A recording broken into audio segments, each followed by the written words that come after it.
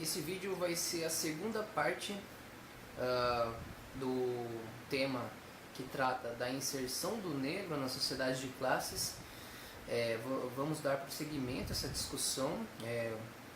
Neste vídeo eu vou tentar trazer dados novos, elementos novos que contribuam para uma melhor compreensão de quais eram as condições em que se encontrava o negro pós a abolição da escravatura. A primeira coisa que é necessário fazer aqui é uma explicação em relação ao último vídeo, exatamente ao nome que se dá a esse vídeo, que é a inserção do negro na sociedade de classes brasileiras. Há um elemento omitido aí, ou subentendido, digamos assim, que se entende, o título dá a entender que o negro não estava inserido em uma sociedade de classes. Essa inserção é o que se dá a entender, ela só passa a acontecer após a abolição da escravatura. Então eu vou tentar fazer uma correção ou resolver esse mal entendido que possa eventualmente ter ocorrido a quem estava assistindo. O primeiro ponto é que o Brasil sempre foi uma sociedade de classes, tendo em vista que desde o seu primeiro momento ele é resultado de um empreendimento especificamente capitalista. Portanto, a estratificação das classes sociais ela ocorre como algo natural. Então, a escravatura, a prática da escravatura, ela já existe dentro de uma sociedade de classes.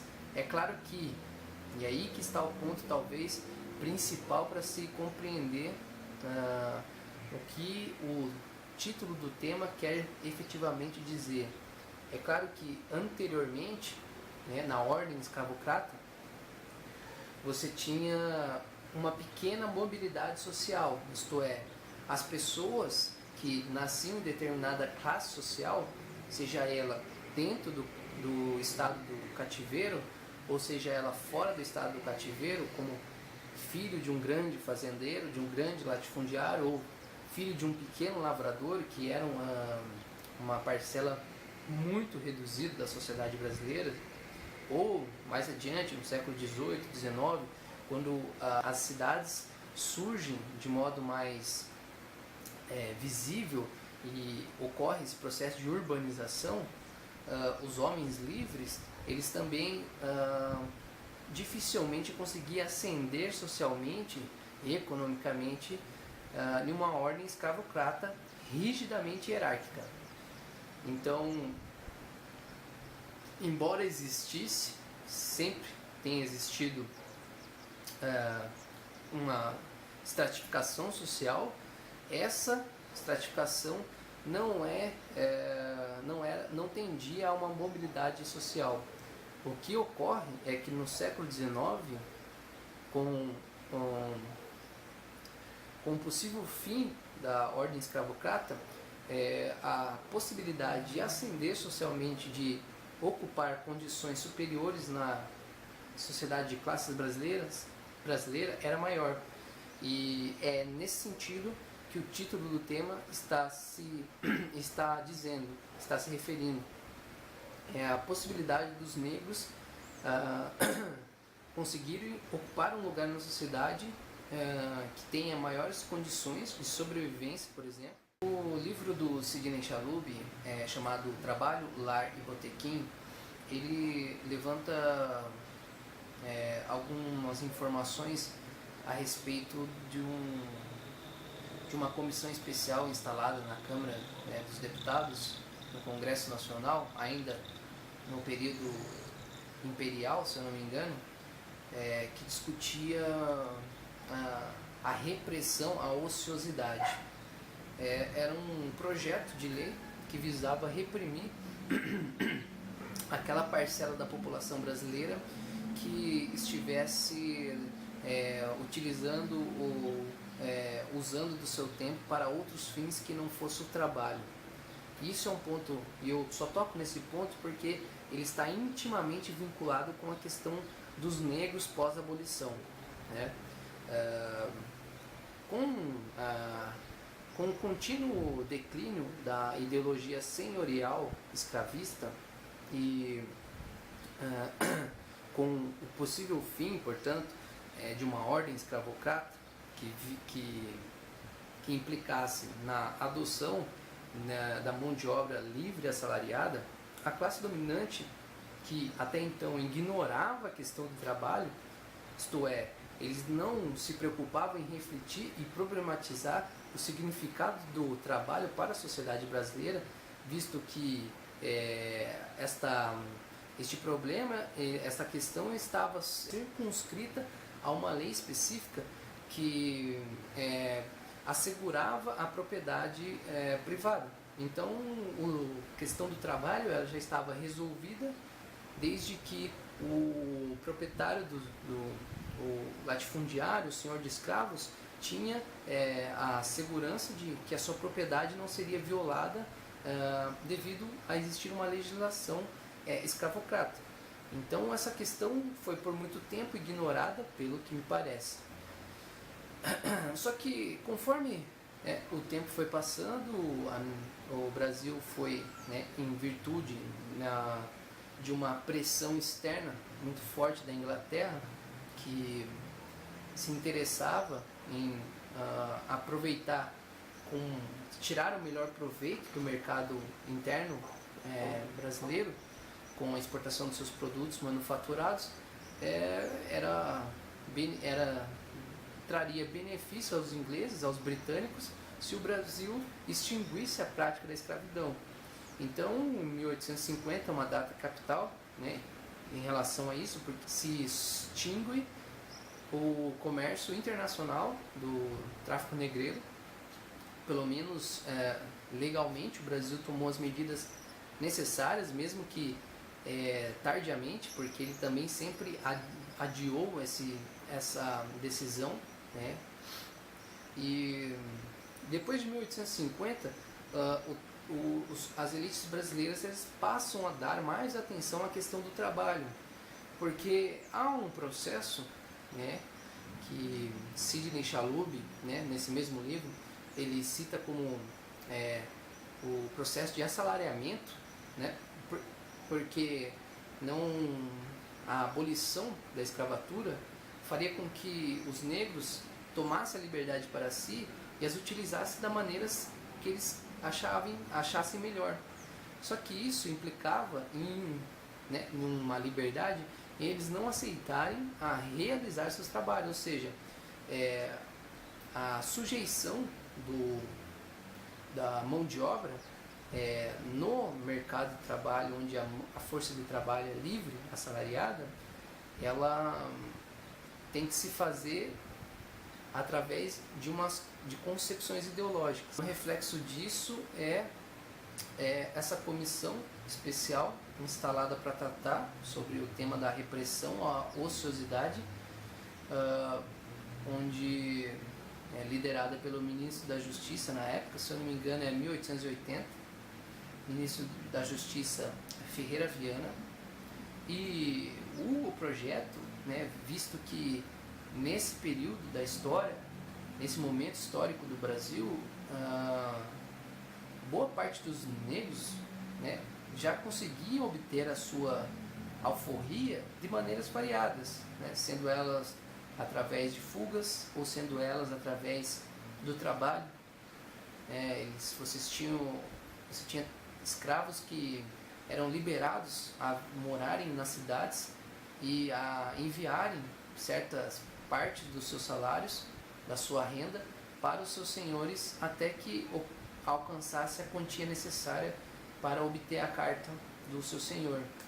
E aí, esse projeto ele é interessante porque nas discussões entre os parlamentares você identifica certos valores e certas tentativas de definições do trabalho que refletem um universo mental renovado.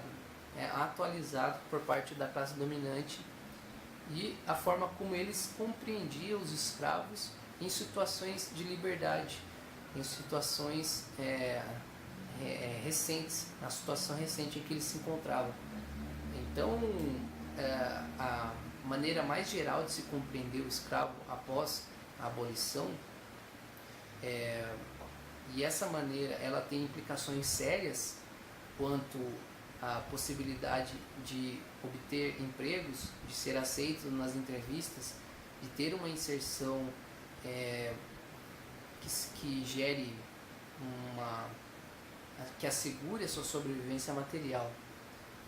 Uma dessas definições via os escravos, os ex-escravos, né, os negros libertos, como pessoas viciosas que carregavam certos vícios do cativeiro. Isto é, eles traziam do cativeiro certos vícios que geravam, né, no seio da sociedade brasileira, no seio da sociedade carioca, por exemplo, que é a cidade analisada por Sidney Chalub, geravam certa desordem. Então esses negros libertos, eles eram vistos como desordeiros, como pessoas que tinham vícios em bebidas alcoólicas, que não tinham famílias, né, que provocavam, de modo geral, tumultos na sociedade. E aí, né, existe uma demanda por ordem dessa classe dominante que é baseada no medo, né? No medo, embora você tenha o fim da escravatura, os ex-escravos, eles ainda representam para as classes dominantes certo perigo. Então essa classe dominante ela se sente ameaçada e constrói a sua, digamos, ética do trabalho partindo desse medo. Um dado interessante que é trazido pelo historiador José Murilo de Carvalho no livro Os Bestializados e a República que não foi, é que 60%, né, dos indivíduos que eram recolhidos na casa de detenção haviam cometidos infrações do tipo embriaguez, vadiagem, capoeira. Vamos ver o que mais.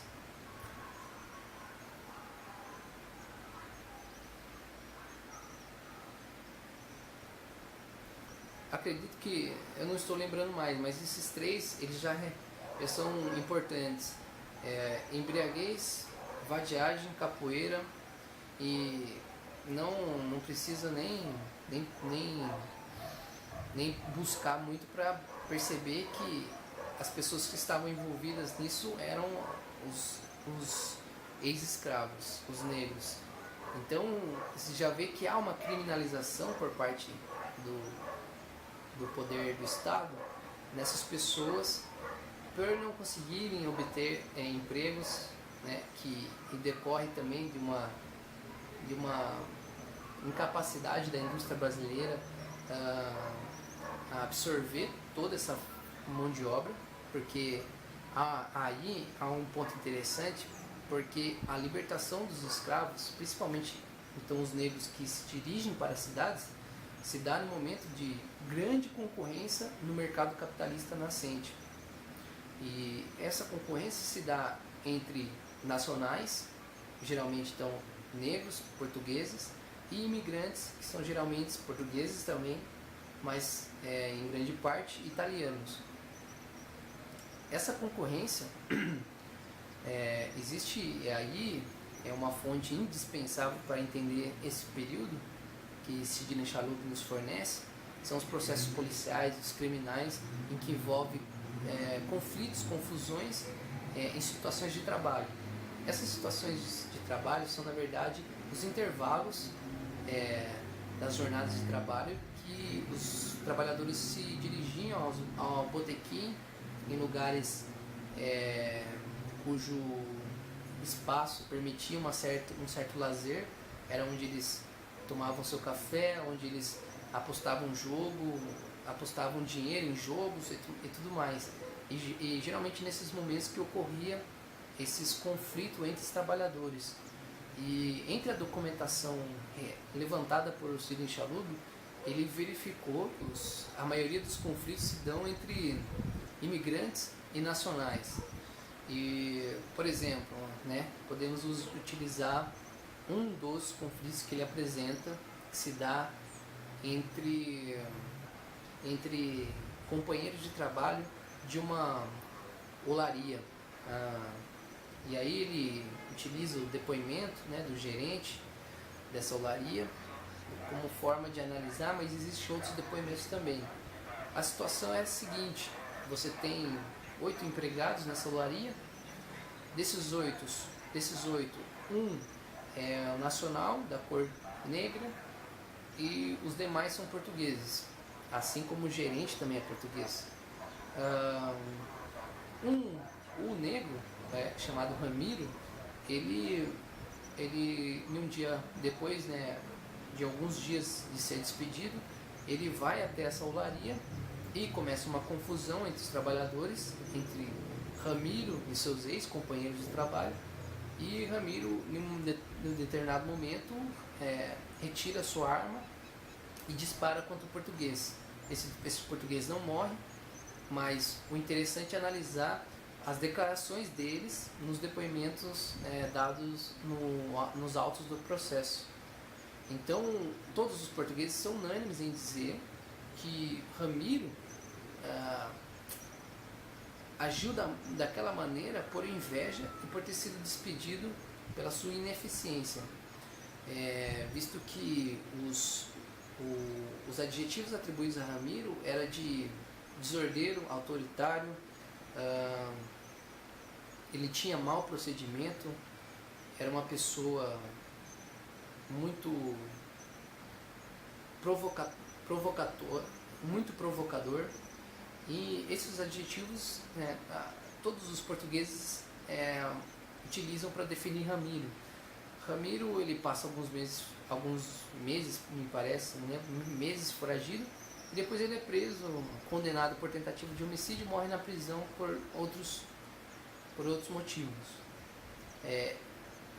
Conforme ele analisa esses dados levantados, né, desses processos, ele verifica que todos eles há uma situação semelhante. Essas situações se reproduzem, né? São sempre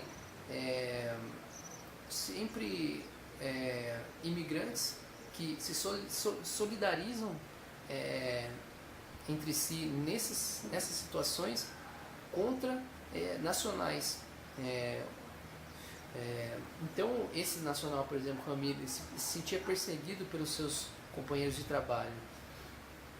E essa é um documento importante para analisar as condições de trabalho e as situações em que a classe trabalhadora se encontrava no início do século XX.